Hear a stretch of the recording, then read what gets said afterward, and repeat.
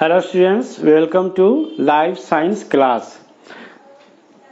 हम लोग का आज का जो लेसन है, जो हम लोग पढ़ने जा रहे हैं, वो है एक्सक्रीटरी प्रोडक्ट्स ऑफ प्लांट्स या एक्सक्रीशन इन प्लांट्स।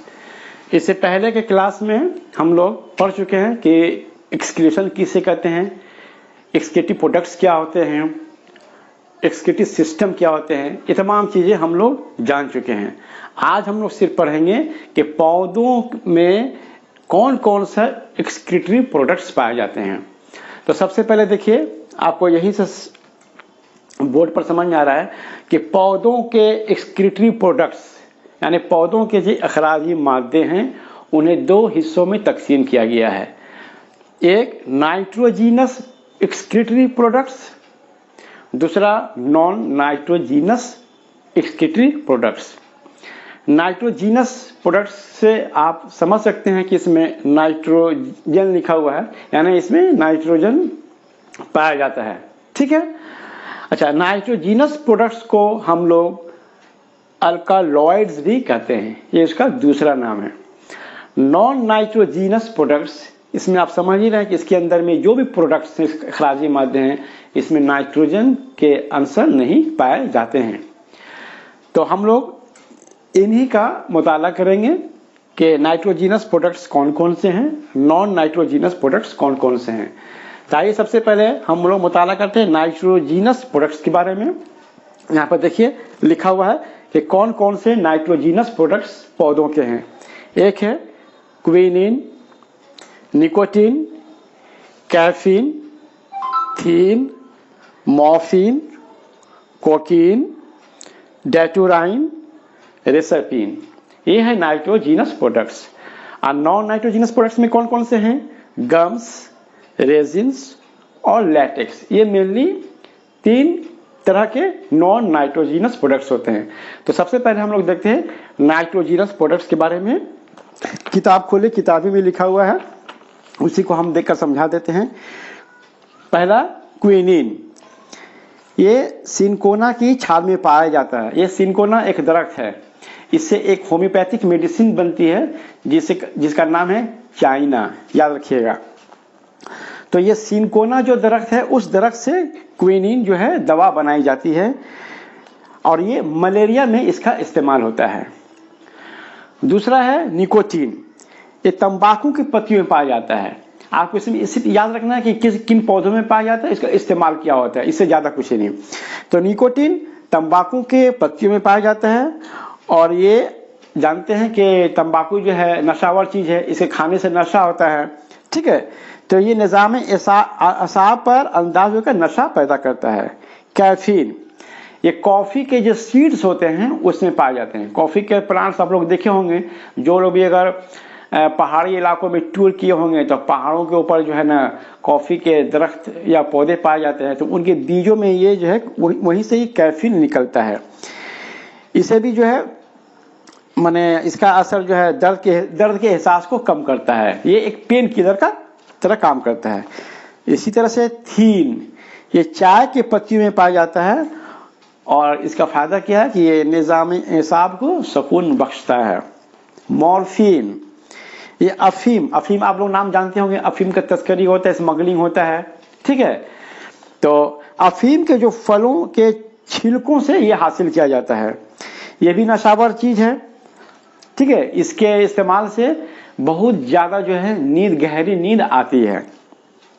कोकीन, ये कोको के पत्तियों में पाया जाता है, ये भी नशावर होता है। रेसरपिन, ये सर्पगंधा पौधों के जड़ों में पाया जाता है और हाई ब्लड प्रेशर को ये कम करता है। डेटुराइन, ये धतूरा का जो ये बीज होता है उसमें ये पाया जाता है और ये भी नशावर चीज़ है।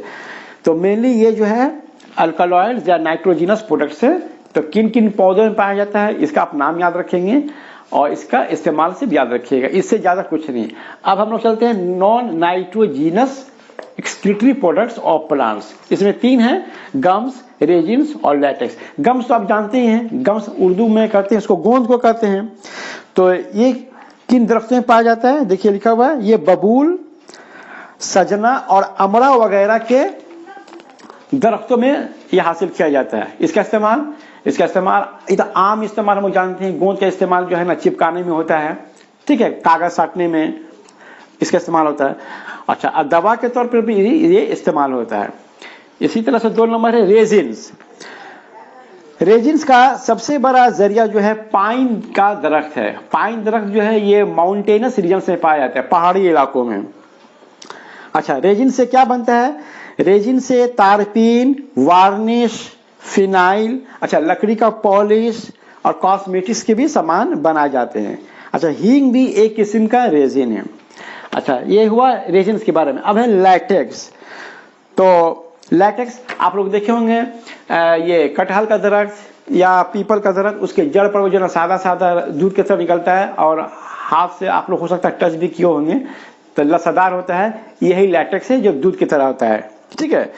तो बरगद का, पपीता, रबर, कटहल वगैरह का लैटेक्स दूध की तरह सफेद होता है।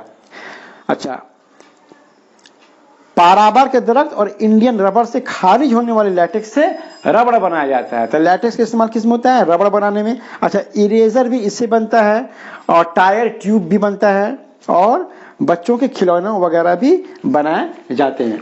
तो ये था एक्सक्रीटरी प्रोडक्ट्स ऑफ प्लांट्स, 2 तरह के, नाइट्रोजीनस, नॉन नाइट्रोजीनस। इसका सिर्फ आपको नॉन नाइट्रोजीनस के नाम याद रखना है, किन दरख्तों में पाया जाता है और इसका इस्तेमाल। उसी तरह से नॉन नाइट्रोजीनस किन दरख्तों में पाया जाता है, उसका इस्तेमाल, ठीक है। तो ये था एक्सक्रीटरी प्रोडक्ट्स ऑफ प्लांट्स के बारे में। अब हम लोग पढ़ेंगे इसके बाद प्लांट्स में एक्सक्रीशन के कुछ अहम ये कुछ पॉइंट्स। अब हम लोग देखते हैं कि प्लांट एक्सक्रीशन के कौन कौन से खास बातें हैं, ठीक है। तो main points of excretion in plants. सबसे पहला देखिए पॉइंट लिखा हुआ है, नो स्पेसिफिक एक्सक्रीटरी ऑर्गन्स। पौधों में माने एक्सक्रीटरी प्रोडक्ट्स को निकालने के लिए कोई खास अज़ू नहीं पाए जाते हैं, ठीक है। जैसे इंसानों में है किडनी है, ये खास अज़ू है, एक स्पेसिफिक ऑर्गन है। तो प्लांट में उस तरह का कोई इस खास इखराजी कोई अज़ू नहीं है जिससे कि एक्सक्रीटरी प्रोडक्ट्स को बाहर निकाला जाए। पहला पॉइंट ये हुआ। दूसरा है excretory products stored in plant body. पौधों की जो इखराजी मादे हैं ये आम तौर पर पौधों के जिस्म के अंदर ही जमा रहते हैं और इनके अंदर में रहने से पौधों को किसी तरह का नुकसान नहीं पहुंचता है। लेकिन इंसानों में सोच लीजिए, अगर हम अपने पेशाब को अगर ज़्यादातर रोक कर रखेंगे तो नुकसान होगा, ठीक है। वो तो खुद निकलना मांगता है, ठीक है। और अगर ज़्यादा देर तक रखिएगा तो आप खुद जो है रेस्टलेस और बेचैन हो जाएंगे कि उसको भाई हमको जल्दी से बाहर निकालना है, क्योंकि नुकसानदेह हैं। लेकिन प्लांट के जो एक्सक्रीटरी प्रोडक्ट्स है वो पौधों के जिस्म के लिए नुकसानदेह नहीं है, इसलिए ये अमूमी तौर पर ये प्लांट के जिस्म में ही जमा रहते हैं। तीसरा है less production of excretory products. माने जानदारों के बनिस्बत पौधों में मेटाबॉलिज्म का जो प्रोसेस है वो बहुत स्लो होता है, इसीलिए एक्सक्रीटरी प्रोडक्ट्स बहुत ही कम तैयार होते हैं। नो एलिमिनेशन, चूँकि पौधों में जो एक्सक्रीटरी प्रोडक्ट्स तैयार होते हैं वो ज़्यादातर पौधों के जिस्म में ही जमा रहते हैं, उससे उनको कोई नुकसान नहीं पहुंचता है, इसलिए इसको जो है बाहर निकालने की भी ज़रूरत नहीं पड़ती है।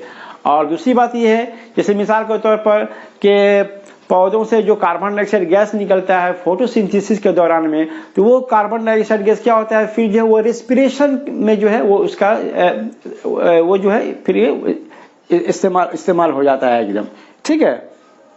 सॉरी, ये फोटोसिंथेसिस में ये क्या कहता है कि जो ये पौधों में जो पौधों में रेस्पिरेशन के दौरान, हम गलत बोल दिए, पौधों में रेस्पिरेशन के दौरान जो कार्बन डाइऑक्साइड गैस खारिज होता है उसका इस्तेमाल किस में हो जाता है, फोटोसिंथेसिस में। इसलिए एक इखराजी मादा है कार्बन डाइऑक्साइड गैस, वो इस्तेमाल होगी आपका नूरी तरकीब में।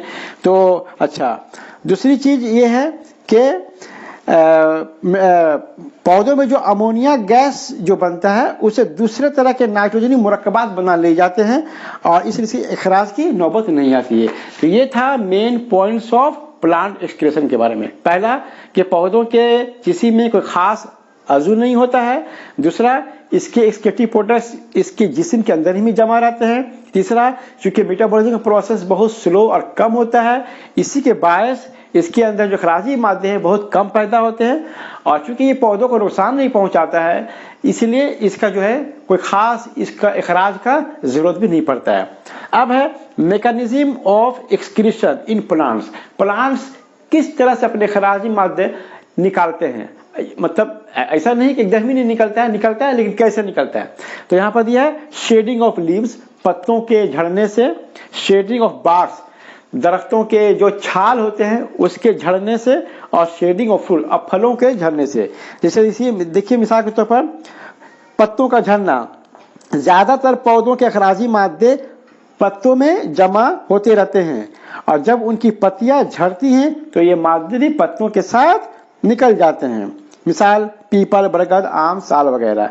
उसी तरह शेडिंग ऑफ बार्क्स, कुछ दरख्तों जैसे अर्जुन, यूकैलिप्टस, अमरूद वगैरह के अखराजी मादे उनके छालों में जमा रहते हैं। अब कुछ दिन के बाद छाल जो कुछ तना से जो है क्या होता है, अलग हो जाता है। उसी तरह से शेडिंग ऑफ फ्रूट्स, कुछ फलों में अखराजी मादे जमा रहते हैं जैसे सेब में मैलिक एसिड, लेमू में साइट्रिक एसिड और इमली में टार्टरिक एसिड। ये जब फल झड़ते हैं तो उनसे ये चीजें भी निकल जाती है। तो ये है mechanism of excretion in plants. तो ये था मैंने प्लांट एक्सक्रीशन के बारे में कुछ अहम नुकात जो हमने आपको बता दिया। तो आज हमने पढ़ा कि प्लांट का एक्सक्रीशन की कुछ क्या उसकी क्या अहम बातें हैं, प्लांट्स किस तरह से अपने अखराजी मादे बाहर निकालते हैं और प्लांट्स के अखराजी मादे कितने तरह के हैं। 2 तरह के होते हैं, नाइट्रोजिनस और नॉन नाइट्रोजिनस। नॉन नाइट्रोजिनस में बता दिया रेजिन्स, लैटेक्स और गम्स, और नाइट्रोजिनस एक्सक्रीटरी प्रोडक्ट्स में बहुत सारे नाम हैं। तो इन तमाम नामों को याद रखिएगा और किन किन दरख्तों में पाया जाता है उसे याद रखिएगा, इसका क्या इस्तेमाल होता है इसको आपको याद रखना है। तो ये था प्लांट एक्सक्रीशन के बारे में। हम उम्मीद करते हैं कि ये चैप्टर आपको अच्छा से समझ में आया होगा। Thank you very much.